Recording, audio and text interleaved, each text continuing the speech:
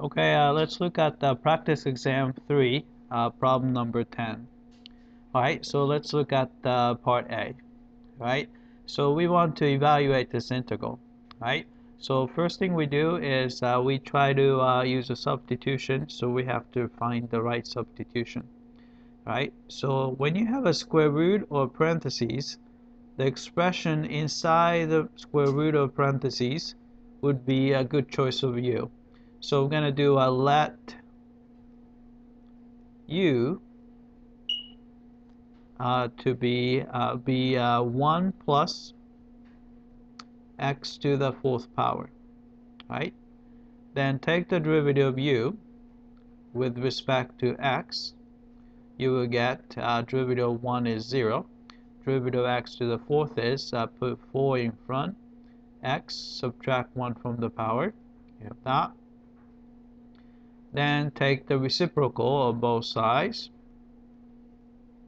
which is dx over du is equal to 1 over 4 x cubed. Alright, then we can just multiply through by du so that we have dx is isolated. Then you have a du over 4x cubed. Alright? Alright, so let's rewrite this integral. Alright, so we have an integral sign. Alright, first, x cubed, I'm going to leave it as it is. We're going to be able to take care of that later. Right? Then you have a square root, so you have a square root. Then we decided to call this guy u, so the expression inside the square root is u. Right, dx, we just found that dx is the same thing as du over 4x cubed. So we put that du over 4x cubed instead of dx. Alright, then you have x cubed here, x cubed on the bottom, so you can cancel these two guys. Alright, then when you have a constant here, so it's 1/4, can be placed right in front. Then you have an integral. Right? Then I don't like square root. I'm going to write it as u to the 1/2 power. Right? Then what's left is du. Right? So you have du. Right? Then after that, it's just a power rule. So 1/4 is still there. Right? Antiderivative of u to the 1/2 with respect to u would be, right, add 1 to the power. So it's antiderivative. So 1/2 plus 1 is 3/2. Right? Divide by 3/2 is the same thing as multiply by 2/3. Right? Then plus some constant c. Right?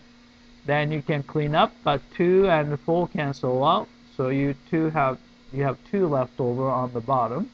So this is going to be, right, 1 over, right, 1 here, and 2 times 3 gives you 6. Right?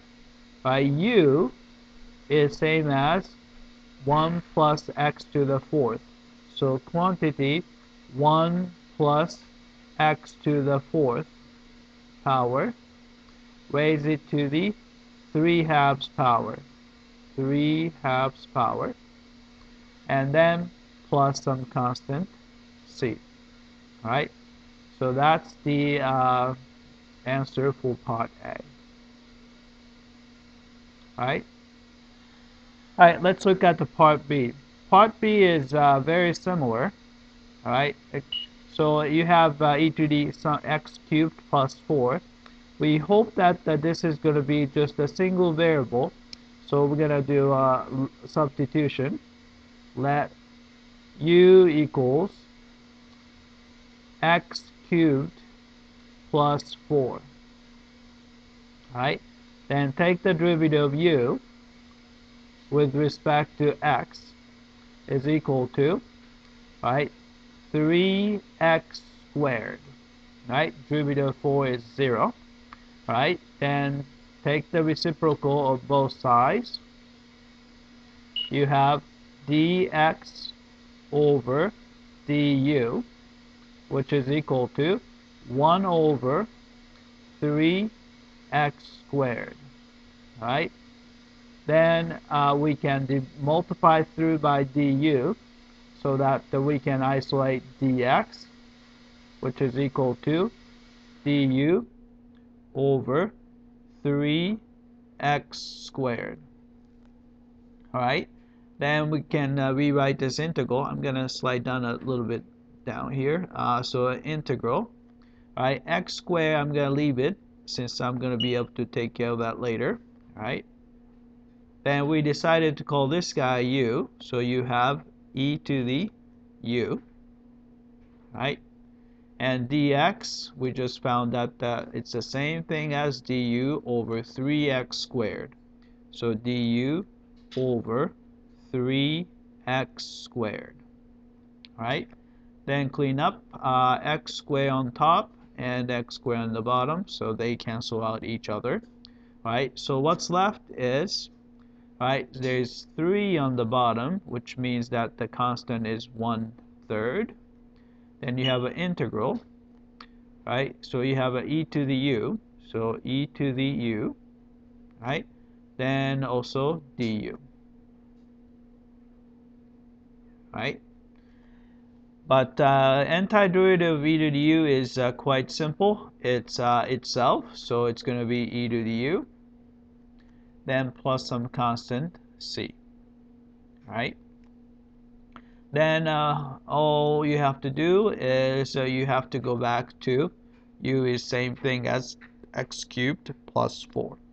So this is going to be 1/3 e to the x cubed plus 4 plus some constant c, right? So this is the answer for part B. Alright, let's look at the part C. Alright, so this is a substitution still, but remember that this is a definite integral, so you have a lower limit here, there's an upper limit there, so we have to take care of those as well. Right? Use the substitution. Right? So whenever you see a natural log, chances are your substitution is going to be natural log of x. Since the natural log is very difficult to deal with when it comes to finding the antiderivative. So let u be natural log of x. Right? Then take the derivative of u with respect to x. Right? That derivative of natural log of x is 1 over x. Right? Then take the reciprocal of both sides. We have dx over du is equal to x. Right? Then we can multiply through by du so that we can isolate dx. So dx is same as x times du. Right? So let's rewrite this integral. So this is going to be an integral. Right? So we decided to call natural log of x u. So you have u squared on top, right? And I'm going to leave x as it is, right? So x as it is. Right? Dx, we just found that the dx is the same thing as x du. So we put x du, right? Then we can cancel x on the bottom, x on top, right? So you're just going to get the integral from u squared du, right? Because the u squared here and du is here, right? Oh, I forgot to deal with the lower limit and upper limit, all right? Original one goes from, so x value goes from e to e squared, right? But the corresponding u value is going to be, right?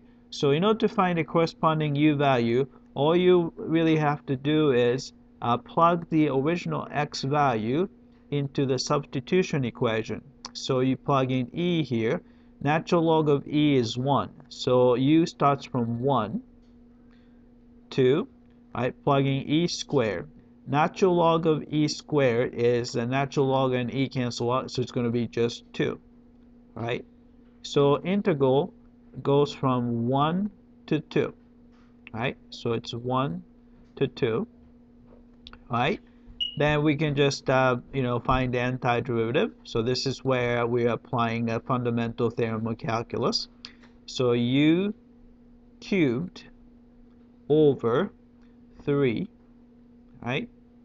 Then you're going from 1 to 2, right?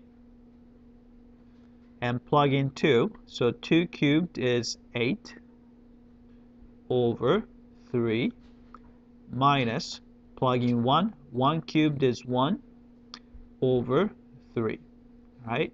Which is going to be 7 over 3, right? So that's the answer for part C. All right, that's it. I hope that this was clear.